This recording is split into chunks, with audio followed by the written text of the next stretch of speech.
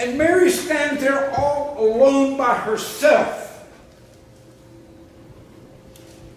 She looks into the same tomb that Peter and John had looked into. They went home. She looks in. Mary Magdalene has gotten a lot of bad rap with no evidence whatsoever. She's been very badly maligned in history as being a woman of loose morals. There are some who saw her as the woman caught in adultery, found in John chapter 7.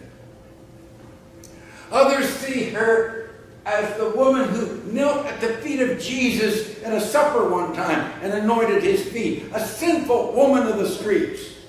No biblical evidence whatsoever.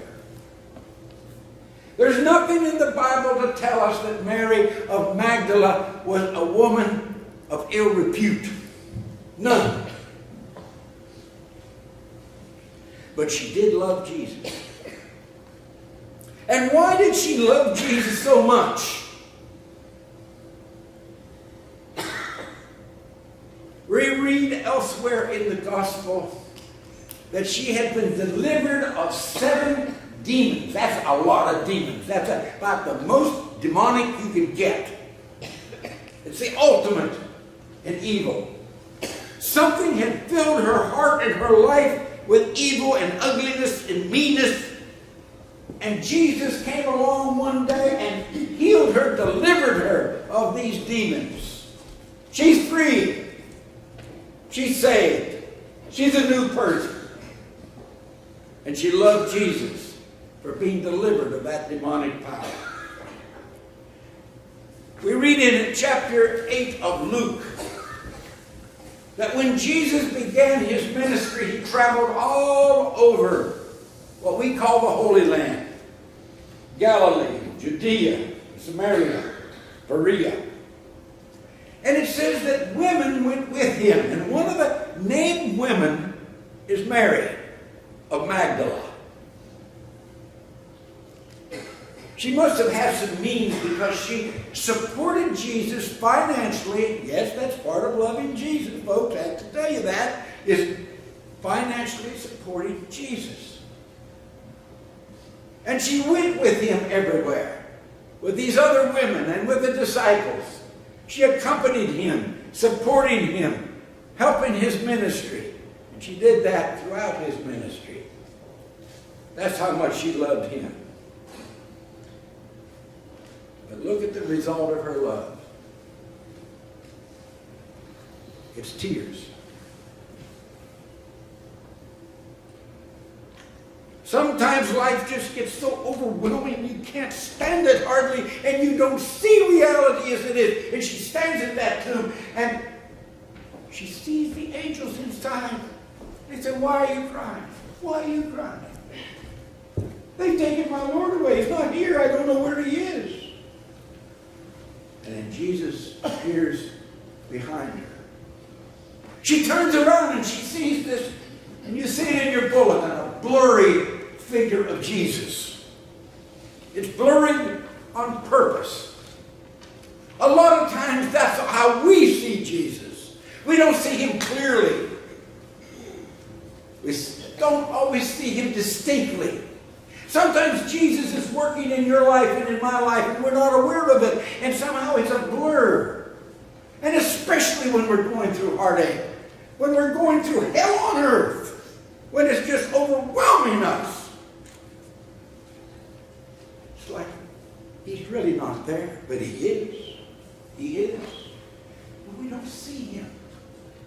We don't see him as the Savior that he is. The helper that he is. The comforter that he is. The kind, loving Jesus, always with us, never leaving us alone. But it's like a blurry vision. And then he does what is so beautiful. What he does to you, to you, to you. He calls her by her name, Mary. Elsewhere elsewhere in the 10th chapter of John, we read where the good shepherd calls his sheep by name. He is called to you. He's called to me. There was that day when I was in my depth. I was going through my horrendous experience, and suddenly I heard David. And it became real to me.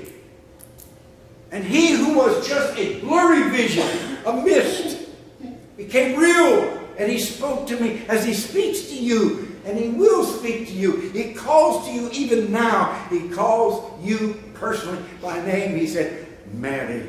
And she turned and she gave her allegiance to the Rabboni, to the master, to the teacher.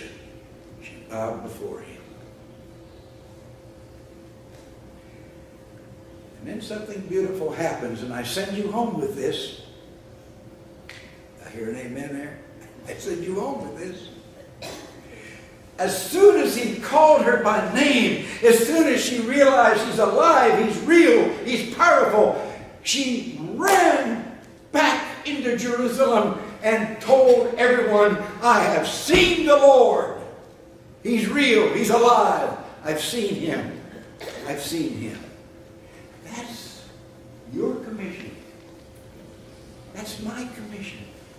To go to your parents, to go to your children, to go to your husband, to your wife, to your friends, your relatives, your neighbors. Go and tell. And when you see Jesus in all of his power, when he calls you by name, and when your life is straightened out and turned up and you see clearly and the tears go away or wiped away, you go and tell, I have seen the Lord. Number 476, if you will please stand and sing this and think of Mary in the garden, coming to the garden alone. And he speaks with her. And he'll speak to you in your garden right now. 476.